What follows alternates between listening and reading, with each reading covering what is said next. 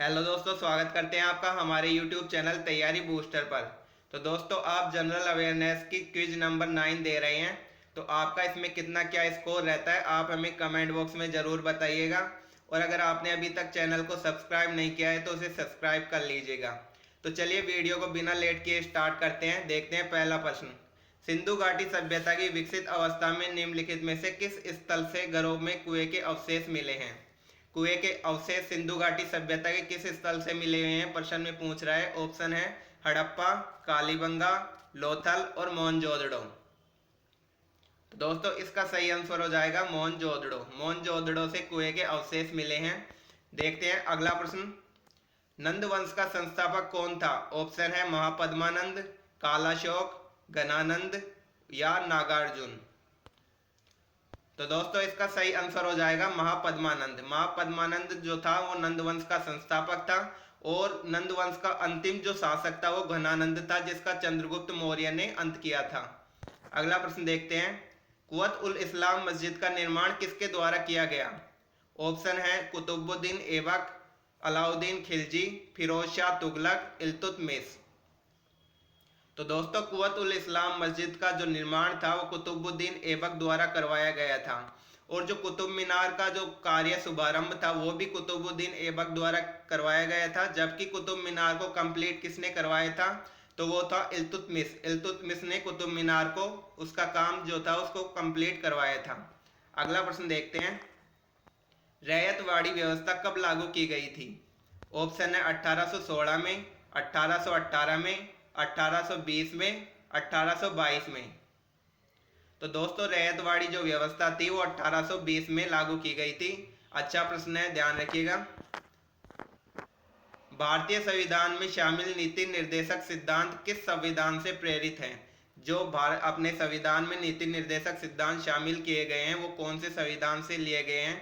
तो ऑप्शन है Canada, Iceland, Ireland, America. तो दोस्तों, इस क्वेश्चन में एग्जाम में सबसे ज्यादा गलती, हमें आंसर तो ध्यान रहता है कि आयरलैंड इसका सही आंसर है, लेकिन सबसे ज्यादा गलती होती है आइसलैंड, आयरलैंड में। तो हमें यानी कि पढ़ने में दोनों एक जैसे लगते हैं तो हम गलत टिक कर देते हैं, तो इसका विशेष तौर पर ध्यान रखिएगा। अगला प्रश्न देखते हैं। प्राक्कलन समिति में कितने सदस्य होते हैं? ऑप्शन है 15, 22, 30 और 45। तो दोस्तों, इसका सही आंसर हो जाएगा 30। 30 जो होते हैं सदस्य प्राक्कलन समिति में होते हैं। अगला प्रश्न देखते हैं। निम्नलिखित में से कौन सी समिति बैंकिंग क्षेत्र में सुधारों से संबंधित है? ऑप्शन है एलसी गुप्ता समिति, नरसिम्हन समिति, चक्रवर्ती समिति या फिर केलकर समिति।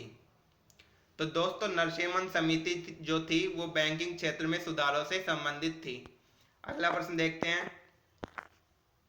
भारत में जूट का अधिकतम क्षेत्र कहां पर है? ऑप्शन है असम, बिहार, ओडिशा और पश्चिम बंगाल। तो दोस्तों, इसका सही आंसर हो जाएगा पश्चिम बंगाल। पश्चिम बंगाल जो राज्य है वहां पर भारत का सबसे ज्यादा जूट उत्पादन होता है। अगला प्रश्न देखते हैं।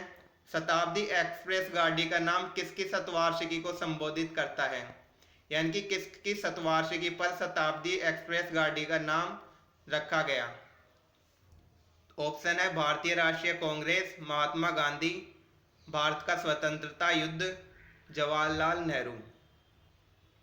तो दोस्तों, इसका सही आंसर हो जाएगा जवाहरलाल नेहरू। जवाहरलाल नेहरू की शतवार्षिकी को शताब्दी एक्सप्रेस गाड़ी का जो रेलगाड़ी थी उसका नाम रखा गया था। अगला प्रश्न देखते हैं 10 नंबर। निक्स ओलंपिया पर्वत किस ग्रह पर स्थित है? ऑप्शन है बुध, शुक्र, पृथ्वी और मंगल। तो दोस्तों, इसका सही आंसर हो जाएगा मंगल। मंगल ग्रह पर निक्स ओलंपिया पर्वत स्थित है और ये हमारे ब्रह्मांड का सबसे ऊंचा पर्वत माना जाता है। टकला माकन मरुस्थल किस देश में स्थित है? ऑप्शन है कजाकिस्तान, तुर्कमेनिस्तान, उज्बेकिस्तान या फिर चीन। तो दोस्तों, टकला माकन मरुस्थल जो है वो चीन में स्थित है। अच्छा प्रश्न है, ध्यान रखिएगा और भूगोल का प्रश्न है। सुंडा ट्रेंच कहाँ है?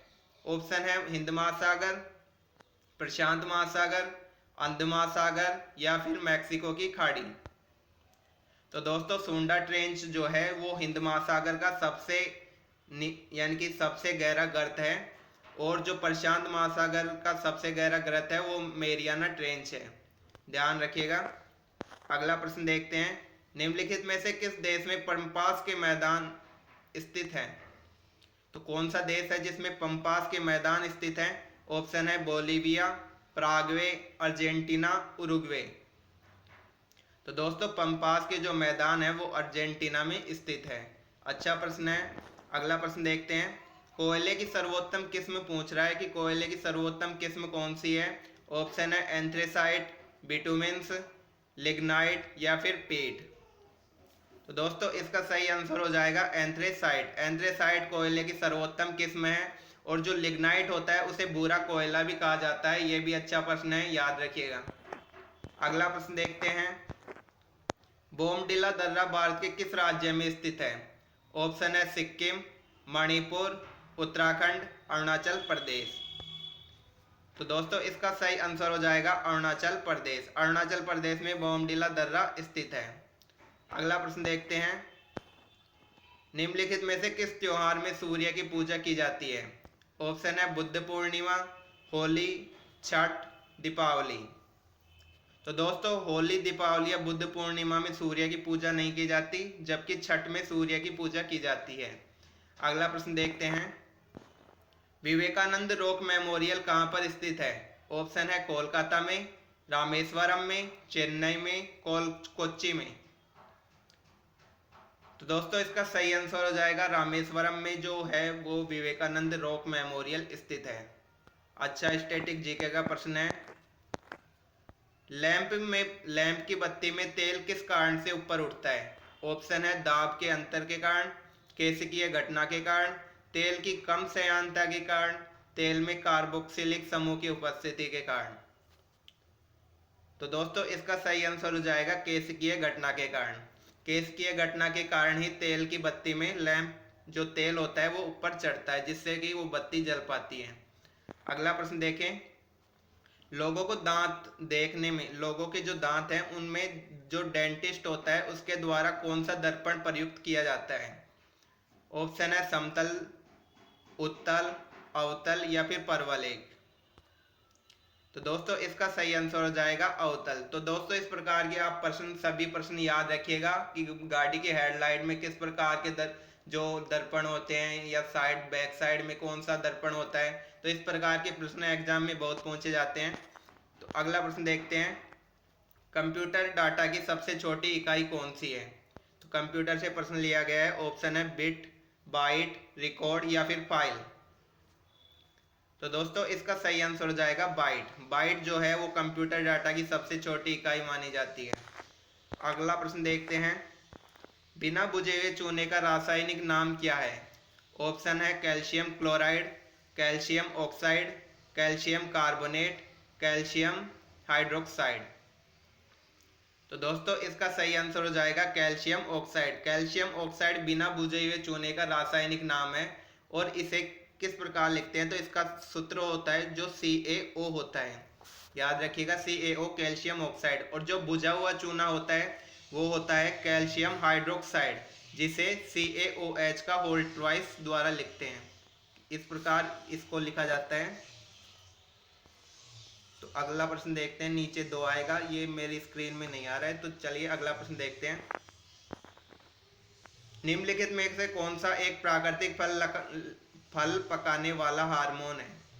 ऑप्शन है एथिलीन, जिब्रेलिन, ऑक्सिन, काइनेटिन। तो प्राकृतिक फल पकाने वाला हार्मोन पूछ रहा है। ऑप्शन है एथिलीन, जिब्रेलिन, ऑक्सिन, काइनेटिन। तो दोस्तों इसका सही आंसर हो जाएगा एथिलीन। एथिलीन फल पकाने में सहायक हार्मोन है। अच्छा प्रश्न है। और इस प्रकार के सभी हार्मोन आपको याद कर लेने चाहिए, जो क्योंकि ये एग्जाम में इस तरीके के प्रश्न पूछे जाते हैं लगभग हर प्रकार के एग्जाम में। अगला प्रश्न है, पीनियल ग्रंथि कहाँ स्थित होती है? ऑप्शन है यकृत, मस्तिष्क, गुर्दा और गर्भाशय। तो दोस्तों बहुत ही फेमस क्वेश्चन है। इसका सही आंसर हो जाएगा मस्तिष्क। पीनियल जो ग्रंथि होती है वो मस्तिष्क में स्थित होती है। अच्छा प्रश्न है, याद रखिएगा। अगला प्रश्न देखते हैं, शतरंज का जन्मदाता देश किसे कहा जाता है? ऑप्शन है भारत, रूस, संयुक्त राष्ट्र अमेरिका और इंग्लैंड। तो दोस्तों आपको जानकर बहुत खुशी होगी कि जो शतरंज की जो उत्पत्ति हुई थी वो भारत से ही हुई थी। बहुत ही अच्छा प्रश्न है। शतरंज का जो जन्मदाता देश है वो भारत ही है। और क्रिकेट का जो जन्मदाता देश है वो कौन सा है, आप हमें कमेंट बॉक्स में बताइएगा। अगला प्रश्न देखते हैं। A brief history of time किस वैज्ञानिक की पुस्तक है? ऑप्शन है Edward Jenner, Louis Pasteur, Stephen Hawking, J L. Baird. तो दोस्तों इस प्रश्न का आंसर भी आपको कमेंट बॉक्स में बताना है, इसका आंसर मैं आपको नहीं बताऊंगा। तो लेते हैं आपसे विदा, वीडियो यहीं पर स्टॉप करते हैं। अगर आपको वीडियो अच्छा लगा हो तो आप चैनल को सब्सक्राइब कर सकते हैं और वीडियो को लाइक कर दीजिएगा। धन्यवाद।